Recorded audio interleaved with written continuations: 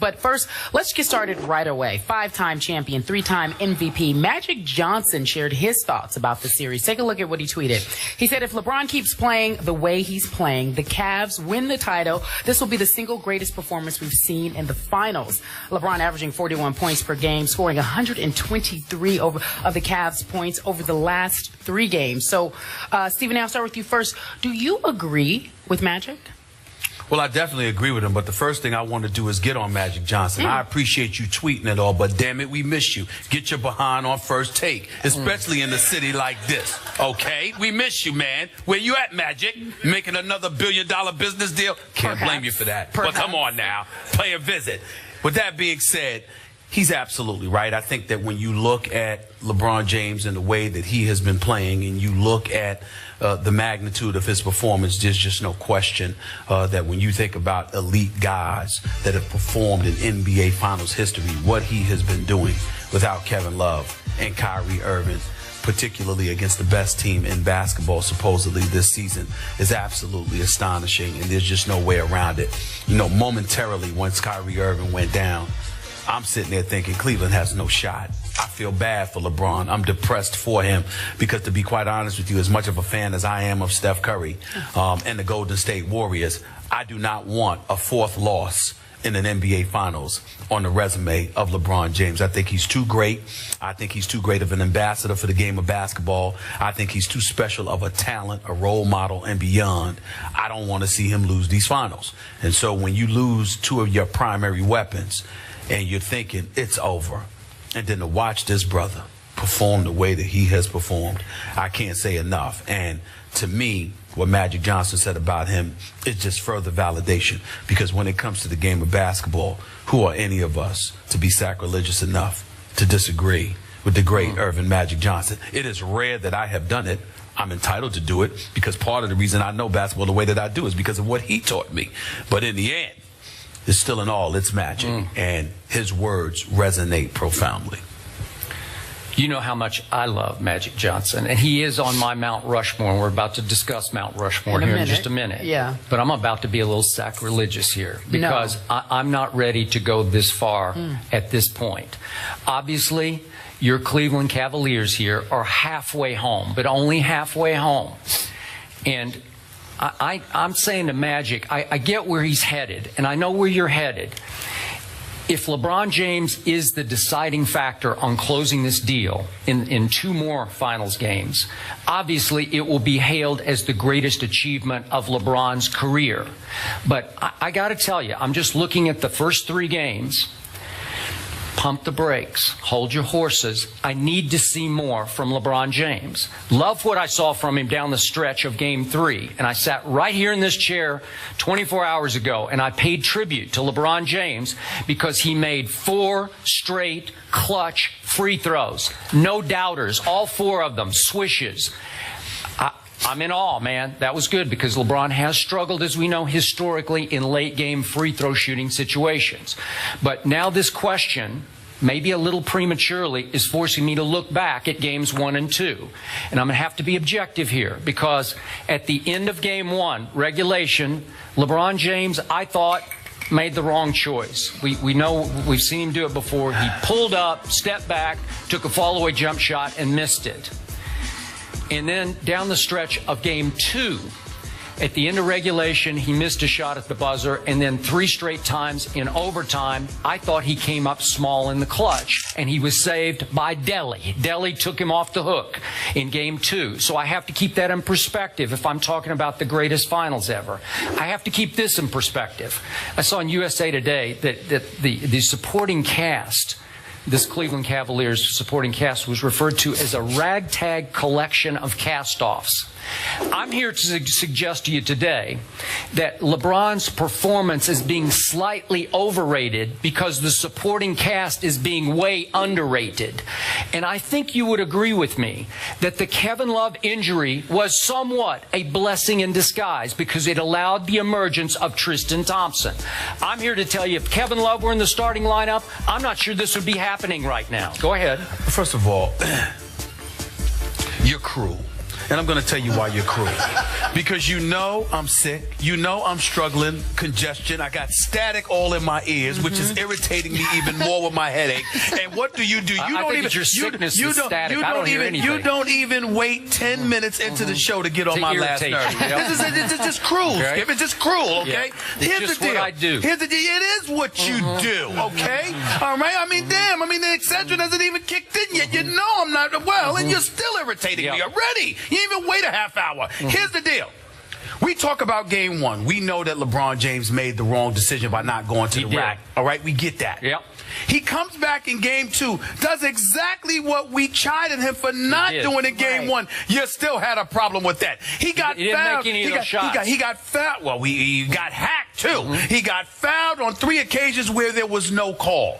But meanwhile, Skip, the brother is averaging 41, 12, and 8. And I'm just saying, and listen, it's not. You are absolutely correct. You are absolutely correct when you talk in terms of efficiency if we're just looking at numbers. But knowing, I'm going to sit there. You call me Stephen Naismith. But here's the deal, Skip Bayless. You were covering basketball when I was in elementary school. You watched more basketball than me. That is a fact. You know for a fact that sometimes it's not about percentages. It's about how you control and dictate a basketball game. And it is undeniable that an offensive juggernaut like the Golden State Warriors have essentially been neutralized in the first 3 games because LeBron James has dictated pace. He's controlling the game on so many levels that Magic Johnson's operative word was if. If LeBron I get it. Continue, he didn't sit there and say it was finished No, product. he did not. He said if. Okay. And you ignored the word if. Okay, I'm not ignoring it, but here's an if, and, or but on Kyrie Irving. The loss of Kyrie also came with a silver lining, to your point, because it forced LeBron James to be the primary ball handler. What do I always say about LeBron? Best point guard in the NBA. And he's able to control the ball and become the primary scorer. And I love him against this team as the primary scorer because this team, as of yet, has had no answers for LeBron James. Now, obviously, he has the second most misses through the first 3 games of any finals ever. But I have no problem with that because he is killing this team by walking the ball up the floor and walking it into the paint and walking the shot clock down to 5 and then sometimes either scoring or getting to the free throw line. That's how he's winning right now. And the other thing that Kyrie Irving's injury did, silver lining for Cleveland, it took all the pressure off LeBron James. He's playing with 0 pressure for the first time in his career. 0 expectations. And it allowed Golden State to sit back and take its foot off the gas in games 2 and 3. And I'm not sure Golden State can get its foot back on the gas. Yeah, but there's a couple of things that you're missing. Let's go to Love first and then Kyrie. Love, you're underestimating his impact. Even in a bad year, Love still averaged 16 and 10.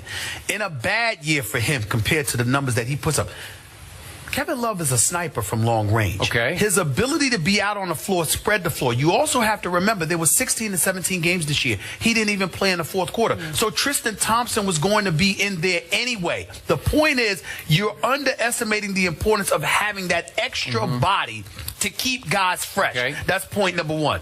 Point number 2, when you talk about Kyrie Irving, remember they lost that game in overtime. They could have easily won that game in regulation. With Kyrie Irving, maybe at about 65%. And he scored 23 points, and he was 23, great. 4 7 steals, and 6. had I'm the 2 telling you blocks right now. I'm telling you right now, and I've said this before. I get it. You talk about pressure all you want to.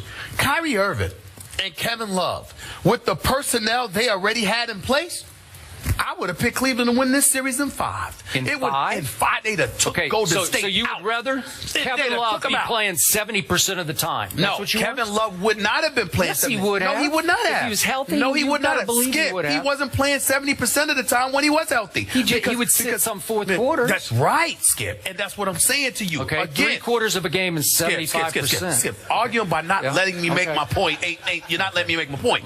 I'm saying to you that when you are able to have bodies and throw versatility at somebody, You can dictate pace in one-dimensional ways like LeBron is doing, or you could sit there and manipulate the action by throwing a bevy of looks at somebody and setting the pace. Now, you might give up a few extra points, but that's because you're flowing the way that you want to flow, and you can turn on the afterburners at your discretion. Imagine if you didn't have to do it for 4 quarters.